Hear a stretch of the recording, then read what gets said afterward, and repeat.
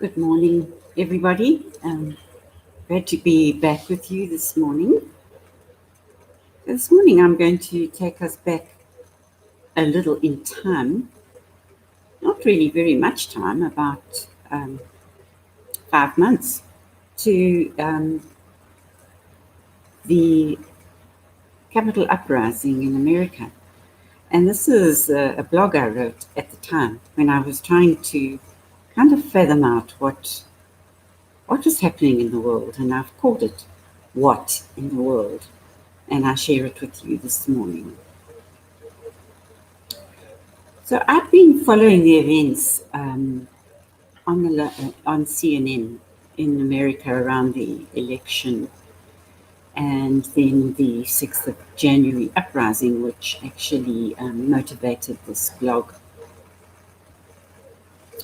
Made me think, made me wonder where we were going in the world, and what God's plan was for us, and if in fact there was one, because it was so appalling to watch what was going on in the news. I've been absolutely horrified by the footage of the onslaught on the buildings of the Capitol. And, for me, America was the archetype of democracy. And what does this carnage here in the US bring to mind on a larger scale? We know we're part of a greater whole. And so what happens to my American friends happens to me and to the people that I love, and to you. And, it's not just the Capitol. I've just sort of honed in on this particular one that I thought was pretty awful. But look at India, overridden by COVID, and now the deadly black fungus, which is just awful. We saw it on CNN last night, people with this black fungus in their faces and in their sinuses. And it's life-threatening. And in Africa, in Ethiopia, in Burma, in Pakistan, in Afghanistan, in just Israel and Gaza, just there are quite a number of hotspots in Africa, in Yemen as well. There's this famine and this flooding and this ongoing political instability. So you look around you and you don't see much hope, and you have many questions. We cannot be deluded into thinking that the enormous fissure in the American society will not fracture like a spider's web across the world. And it is, isn't it? And even the cosmos, the universes. And that we will all be caught up in it in some way, like we've been caught up in COVID. Creation encompasses all of the cosmos. And what happens here on this tiny speck on the cosmic radar will have its ripple effect far and wide. While this is all well and good, I wonder what it means for us. There is no doubt that if one steps back and adopts a world view or even a cosmic view, that not much is working in our world, and that most of God's creation, and even the material and physical creations of man in the world, are in some form of decay. You often hear people talk about the new normal, but no one seems to take us further than that. Can someone take us closer to the edge of the precipice so that we can look out and beyond into the future at what awaits us? But no one seems to know. Most of the first part of Revelation to John tells us of the cosmic battle that precedes God's new and glorious creation. And we can see the remnants of that battle all around us today. The events of the 6th of January at the United States Capitol building gave us graphic and terrifying images of what humanity is capable of. I stood in the grip of disbelief and horror as I watched people attacking the keepers of the law, smashing people with flagpoles, beating people, surrounding them and chanting terrifying mob threats of death and persecution, smashing windows and buildings and targeting innocent, well-meaning people with the intent of capture and murder. And later on, I listened to the people like Nancy Pelosi, who was within an inch of her life hiding in the Senate chamber, and how absolutely terrified she was. She was reduced to tears in her speech in the Senate chamber afterwards. I've lived in South Africa all my life, and that's been quite a long life so far. And these images aren't foreign to me. They wouldn't be foreign to us. They're a way of life for us here. And we have all lived through the trauma and transition of apartheid and all the hatred and infighting, political corruption that has followed in its wake and brought our country to its knees. But America, for me as a South African, and perhaps as a white South African, who has always needed an icon of hope and peace, falling into the trenches of violence, betrayal, and hatred, what was my bastion of hope? It lay in pieces on the ground. America has always been that light of hope for me. It was a very violent, emotional, and psychological shock. It was vicarious trauma, complicated by the reawakening of previous trauma. The weight of sadness and grief sat on my chest like an elephant, sucking the life-giving oxygen from me. Oxygen seems to be a thing that we can't rely on too much nowadays. And yet, it supports life on Earth. I was unbalanced on every level and knocked to the floor next to the shreds of the American peace and hope. No remains of my bastion of hope lying all around me.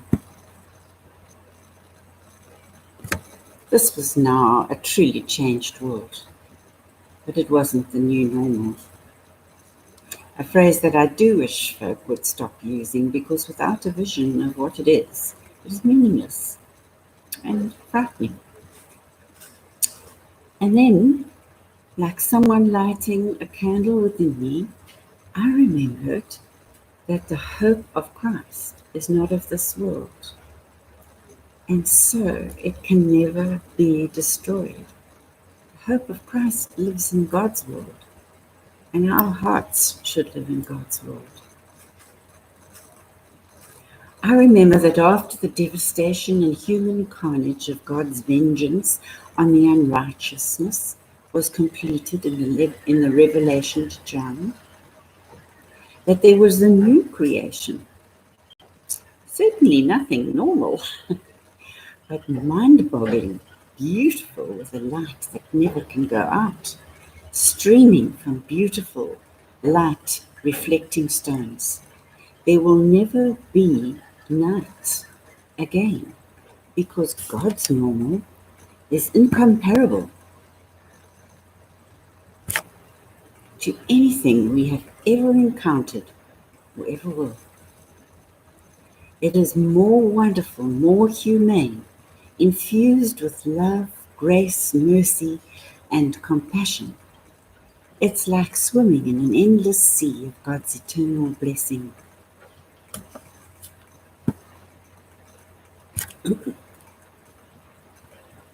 I will wait for that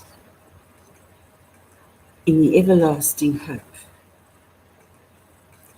Whether it happens in this world or when I swirl and dance in everlasting grace of God's kingdom, there is no new normal. There is only God's incomparable beauty, and in a dance of ineffable love, a walk on the wild side, wider and more mysterious and enchanting than you have ever known. Instead of taking your breath away, it will fill your heart, mind, body and soul with the love of God to the extent that it will overflow into the entire cosmos, which will be filled with misty wisps of light. So in closing, I say to you, embrace God. Embrace the hope that lives in His Son, Jesus Christ. Hold love, the love of God, the pure, unbounded love of God, here in your heart. Never let it go. It is always with us, and we can rely on God in a way that we can't rely on man in the world. So never fear. God is always with us. His hope bubbles like an endless spring within us and will sustain us. And we know, because we are told so often in the scriptures, that He will never leave us. I hope you enjoy the song. It's called Still. When the oceans rise and thunders roar, I will soar with you above the storm. Father, you are King over the earth, and I will be still and know you are God. Many rich blessings to you all. Much love. See you next week. Bye-bye.